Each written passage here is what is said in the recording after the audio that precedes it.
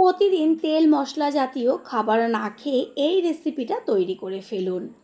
একদম অল্প সময়ে দুর্দান্ত স্বাদের একটা রেসিপি, যেটা নাকি বাচ্চা থেকে বড় সকলেই একদিন খাওয়ার পরে প্রতিদিনই খেতে চাইবে। যেমন স্বাস্থ্যকর তেমন টেস্টি। নমস্কার বন্ধুরা, শ্বশুর বৌমা রান্নাঘর অ্যান্ড ব্লগ চ্যানেলে সকলকে স্বাগত। তাহলে কি করে তৈরি করব সেটাই দেখে নেওয়া যাক। সবার প্রথমে এইখানে আমি 250 গ্রাম সুজি নিয়েছি আর নিয়েছি দুধ। রেসিপিটা আমি সম্পূর্ণ দুধ দিয়েই তৈরি করব। এবার একটা বড় বোলের মধ্যে সম্পূর্ণ সুজিটাকে ঢেলে নিচ্ছি। আর রেসিপিটা যখন তৈরি করবেন একটু পরিমাণে বেশি তৈরি করবেন। এবার এর মধ্যে দিয়ে দেব দুধ। একেবারে একটু বেশি দুধ আমি ব্যবহার করছি, কারণ সুজিটা দুধের সাথে চামচ দিয়ে মিশিয়ে নিয়ে এটা আমি 20 থেকে 25 মিনিট মতন রেস্টে রেখে দেব। দুধের মধ্যে সুজিটা ভিজালে পরে যখন রেস্টে থাকবে সুজিটা ফুলে উঠবে, অনেকটা দুধ টেনে যাবে। সেই কারণে দুধের পরিমাণটা একটু বেশি দিয়েছি। এবার এইটাকে ভালো করে তো চামচ দিয়ে মিশিয়ে নিয়েছি, একটা ঢাকনা চাপা দিয়ে রেস্টে রেখে দেব। আর একটা বোল নিয়েছি, তার মধ্যে এবার আমি ডিম ভেঙে নেব। এই রেসিপিতে আমি 2টো ডিম ব্যবহার করেছি। 2টো ডিমই যে ব্যবহার করতে হবে এমন কোনো কথা নেই, কম বেশি বা 2টোর বেশিও বা 2টোর কমও একটা দিয়েও তৈরি করতে পারেন। ডিমগুলোকে ভেঙে নিয়ে ফিরে আসছি। ডিমের মধ্যে দিয়ে দেব হাফ চা চামচের থেকেও কম পরিমাণ লবণ আর দেব চিনি। চিনিটা মিষ্টি যে যেমন খাবেন সেই অনুযায়ী কম বেশি ব্যবহার করবেন। এরপর দিয়ে দেব 1 চা চামচ পরিমাণ সাদা তেল। এই তেলটা যদি না চান অবশ্যই না দিতে পারেন। একটা হ্যান্ড উইন্সের সাহায্যে চিনি, লবণ আর ডিম ভালোভাবে ফেটিয়ে নেব। একটু সময় নিয়ে ফেটিয়ে নিতে হবে, চিনিটা যতক্ষণ না গলে। আর যত ফেটাবেন রেসিপিটা তত ফুলবে আর টেস্টি হবে, সেই কারণে একটু ভালোভাবে ফেটিয়ে নেবেন। ডিম এত সুন্দরভাবে ফেটিয়ে নিয়েছি, সম্পূর্ণটা পুরো ফেনা ফেনা হয়ে গেছে। এবার আর একটা বোলের মধ্যে যে সুজিটা দুধ দিয়ে ভিজিয়ে রেখেছিলাম সেই ঢাকনাটাকে সরিয়ে দিয়ে এবার দেখিয়ে দিচ্ছি যে কতটা সুজি ফুলে উঠেছে আর দুধও টেনে নিয়েছে। দেখাই যাচ্ছে যে সুজিটা কত সুন্দরভাবে ফুলে গেছে। হ্যান্ড উইন্সের সাহায্যে ভালোভাবে সুজিটাকে মিশিয়ে নেব। পুরনো বন্ধুদের সবসময় আমাদের পাশে এইভাবে ভালোবেসে থেকে এগিয়ে নিয়ে যাবার জন্য অনেক অনেক ভালোবাসা। এখানে একই সাইজের 3টে বাটি নিয়েছি, আর একটা আরেক সাইজের বাটি নিয়েছি, সেটা পরে দেখাচ্ছে। আগে ব্রাশ দিয়ে সাদা তেল 3টে বাটির মধ্যে ব্রাশ করে নেব। ব্রাশ করে তেল নিলে পরে কি হবে, এই যে ব্যাটারটা তৈরি করেছি ওটা দিলে যখন টিফিনটা তৈরি হবে একটুও লেগে থাকবে না, এমনিতেই উঠে আসবে। সুজির ব্যাটারের মধ্যে দিয়ে দেব ডিমের ব্যাটার। চিনি দিয়ে যে আমি তৈরি করে নিয়েছিলাম সেই ব্যাটারটা সুন্দরভাবে চামচ দিয়ে বোলের ভেতর থেকে কাচিয়ে দিয়ে দেব। এরপর হ্যান্ড উইন্সের সাহায্যে ভালো করে মিশিয়ে নেব। ব্যাটারটা একটু সময় নিয়ে তৈরি করতে হবে। প্রথমেই বলেছি যে এই যে রেসিপিটা তৈরি হবে টেস্টি আর ফুলবে একমাত্র এই ব্যাটারটা যদি ভালো করে তৈরি করতে পারেন। ডিমের একটা আষ্টে গন্ধ থাকে, সেইটা যেন না আসে, সুন্দর একটা গন্ধ আসে, সেই কারণে এর মধ্যে দিয়ে দেব একদম অল্প পরিমাণ ভ্যানিলা এসেন্স। ভ্যানিলা এসেন্স যদি হাতের কাছে না থাকে তাহলে অবশ্যই এলাচের গুঁড়ো দিয়ে দেবেন, দেখবেন সুন্দর একটা গন্ধ বেরোবে। এবার এর মধ্যে দিয়ে দেব 1 চা চামচ পরিমাণ বেকিং পাউডার। বেকিং পাউডার হাতের কাছে না থাকলে তার পরিবর্তে একটু খাবার সোডা দিয়ে দেবেন, তাতেও হবে। তারপর সমস্ত উপকরণ ভালোভাবে মিশিয়ে নেব। ব্যাটারটা খেয়াল রাখবেন যেন পাতলা না হয়ে যায়, বেশ ঘন হয়।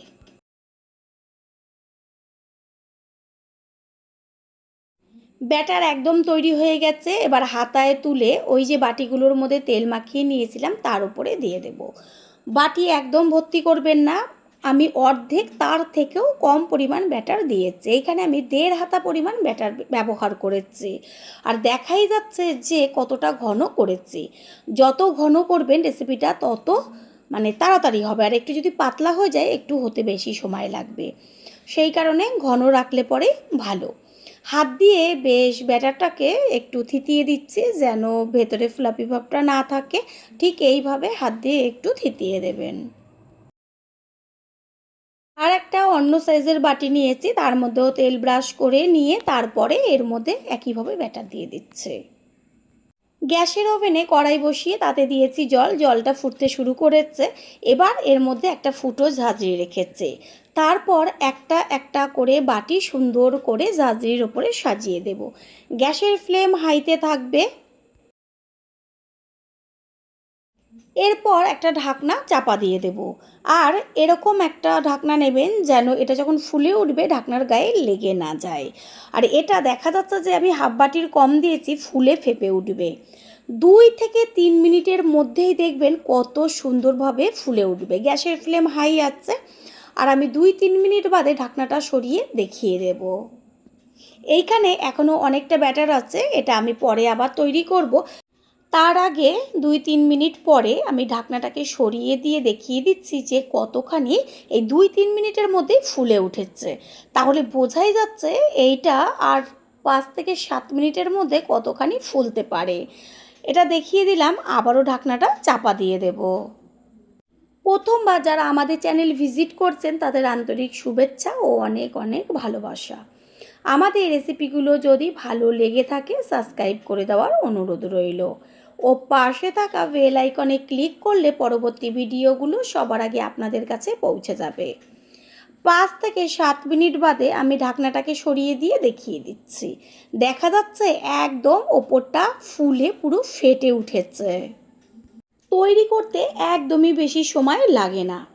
15 মিনিটের মধ্যে এত সুন্দর একটা রেসিপি তৈরি হয়ে যাবে। আবারও একটু ঢাকনা চাপা দিয়ে দেব।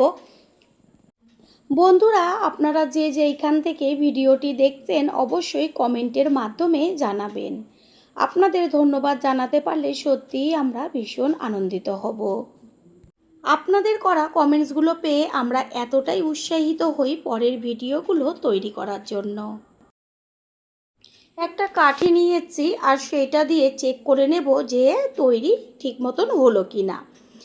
আমি এটাকে চেক করে নিচ্ছি, একটুও কাঠির গায়ে লেগে আসছে না।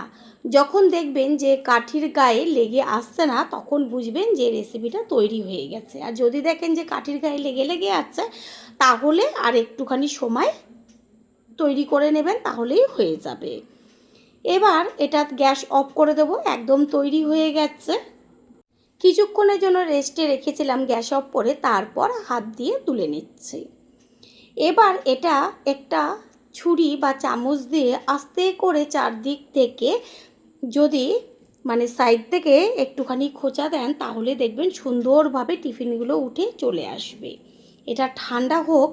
আর কিছুক্ষণ বাদে এটা ঠান্ডা হয়ে গেছে। এবার আমি একটা ছুরি দিয়ে সাইডটা দিয়ে দেখিয়ে দিচ্ছি, বা হাত দিয়ে চাপ দিলেও সুন্দরভাবে উঠে আসবে।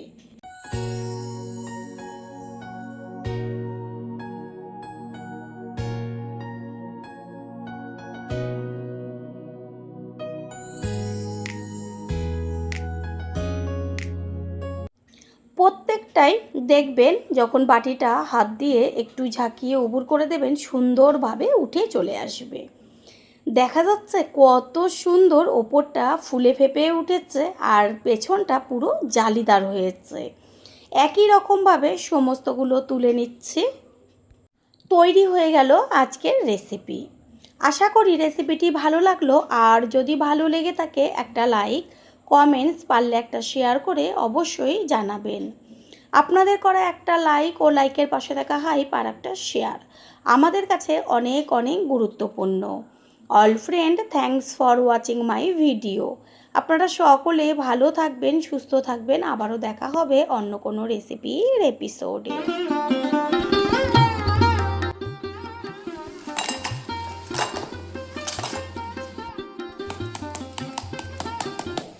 আজ শেয়ার করব মুচমুচে খাস্তা একটা স্ন্যাক্স রেসিপি, যেটা নাকি আলু দিয়ে তৈরি করার পরও এতটা মুচমুচে থাকবে।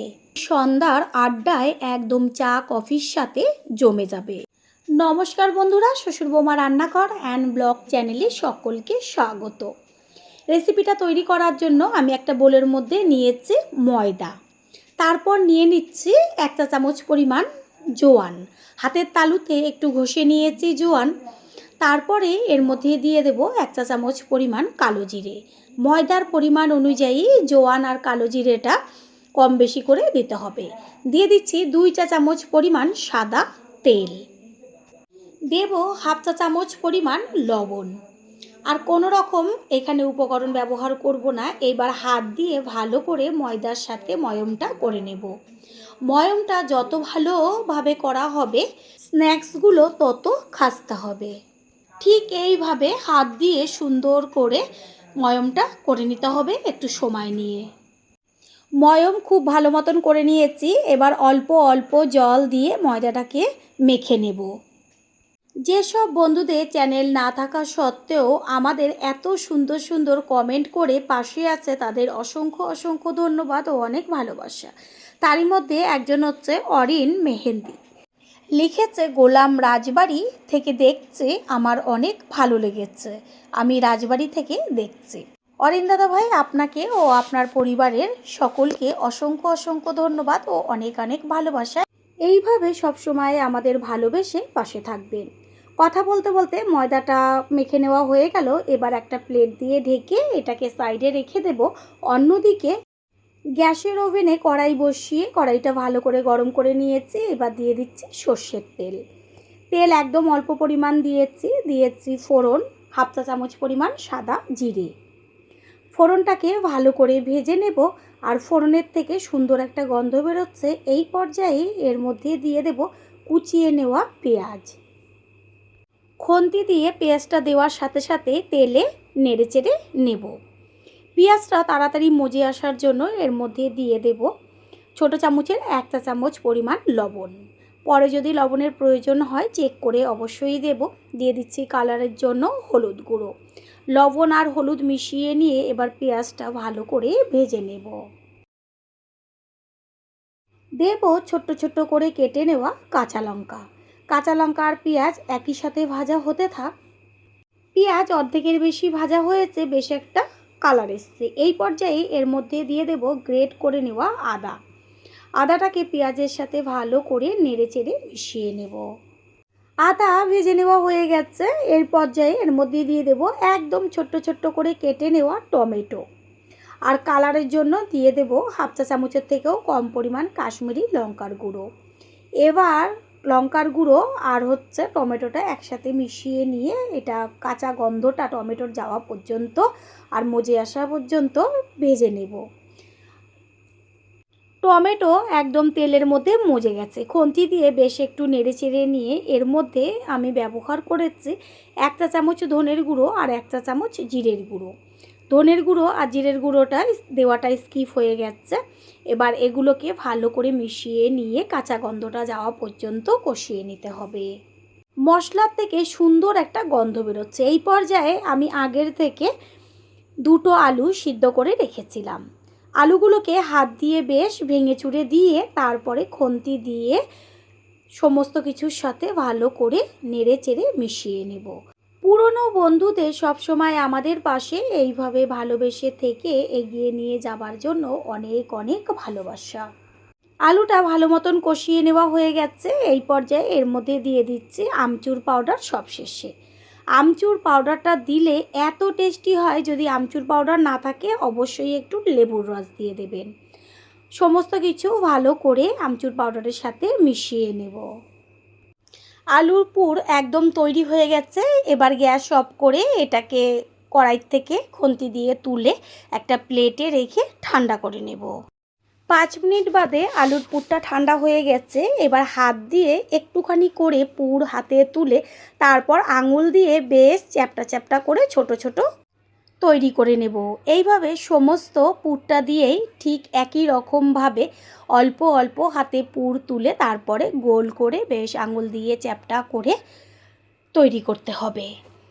ময়দাটা যে মেখে রেখেছিলাম প্লেটটা সরিয়ে দিয়ে এবার আরেকটু হাত দিয়ে মেখে তারপরে বেশ লেচি করে নেব। লেচিগুলো যেমন আর রুটি করা হয় ঠিক সেই সাইজের লেচিগুলোকে করতে হবে। হাতের মাঝখানে ধরে তারপরে সুন্দর করে লেচি করে নিচ্ছি। হাতের মাঝখানে এক একটা লেচি নিয়ে তারপরে সুন্দরভাবে গোল করে পাকিয়ে নেব। এখানে নিয়েছি একটা বেলুন চাকি, এর উপরে এবার অল্প করে সাদা তেল দিয়ে হাত দিয়ে সম্পূর্ণ বেলুন চাকিটার গায়ে মাখিয়ে নিতে হবে।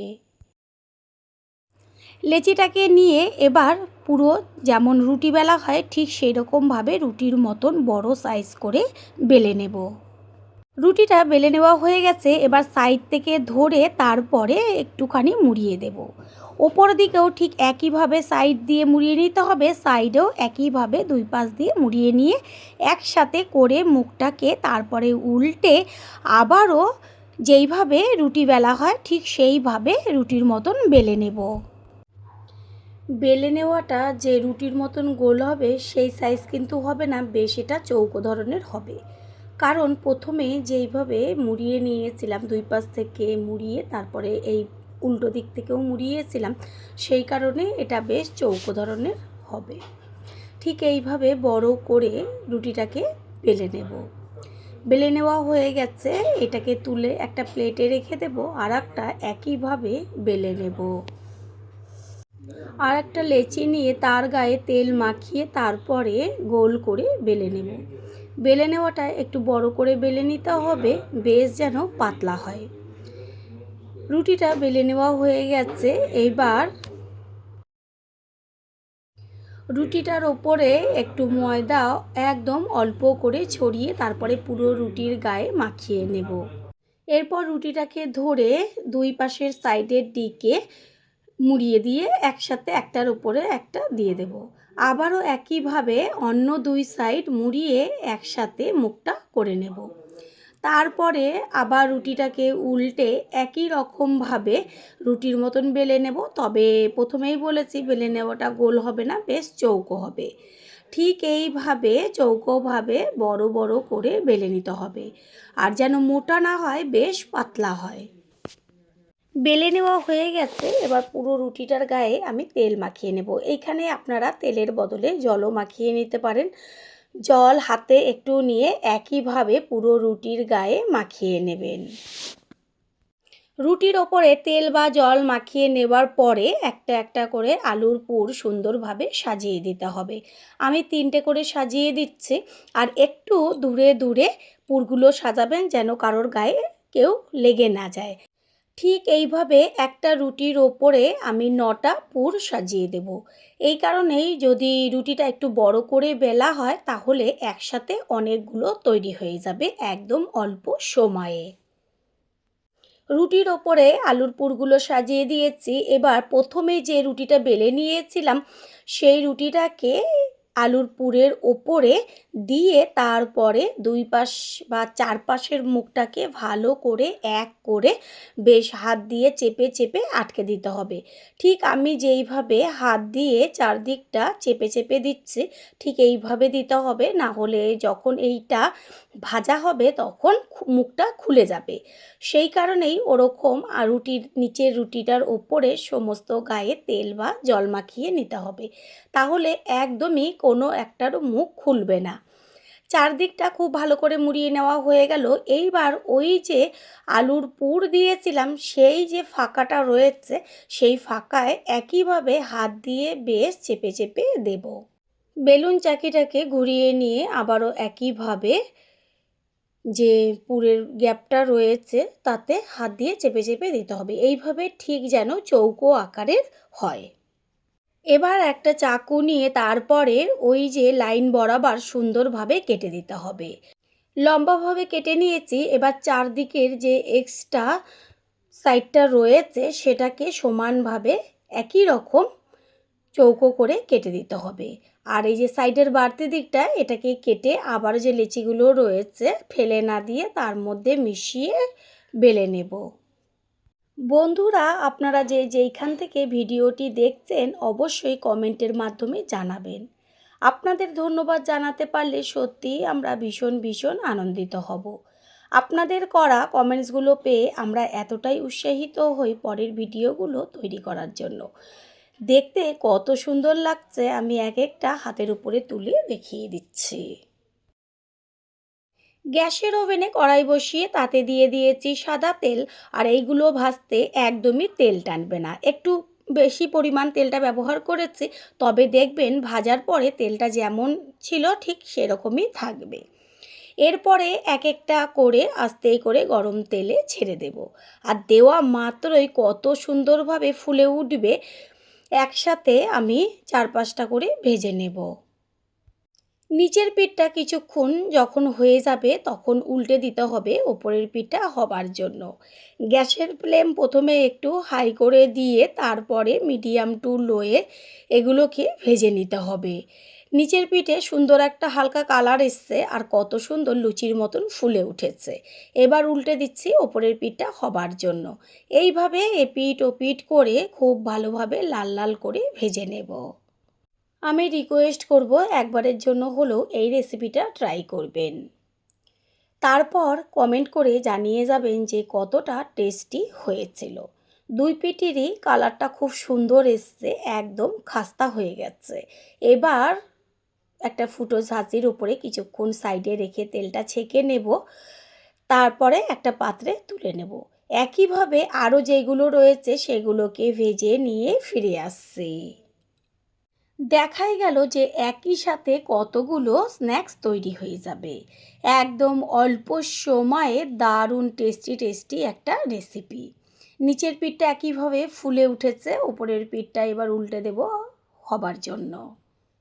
এগুলোও ভাজা হয়ে গেছে। আর ওই ফুটো ঝাঁঝির ওপরে রেখে সাইডে কড়াইয়ের একটু তেলটা ঝরিয়ে নিয়ে তারপরে তুলে নেব। রেসিপি একদম সবগুলো তৈরি হয়ে গেছে। এবার আমি এটা কতটা খাস্তা হয়েছে সেই আওয়াজটা শুনিয়ে দিচ্ছি। শোনাই গেল যে কতটা খাস্তা মুচমুচে হয়েছে। আশা করি রেসিপিটি ভালো লাগলো। আর যদি ভালো লেগে থাকে একটা লাইক, কমেন্টস, পারলে একটা শেয়ার করে অবশ্যই জানাবেন। আপনাদের করা একটা লাইক ও লাইকের পাশে থাকা হাইপ আর একটা শেয়ার আমাদের কাছে অনেক অনেক গুরুত্বপূর্ণ। All friend, thanks for watching my video. আপনারা সকলে ভালো থাকবেন, সুস্থ থাকবেন। আবারও দেখা হবে অন্য কোনো রেসিপির এপিসোডে।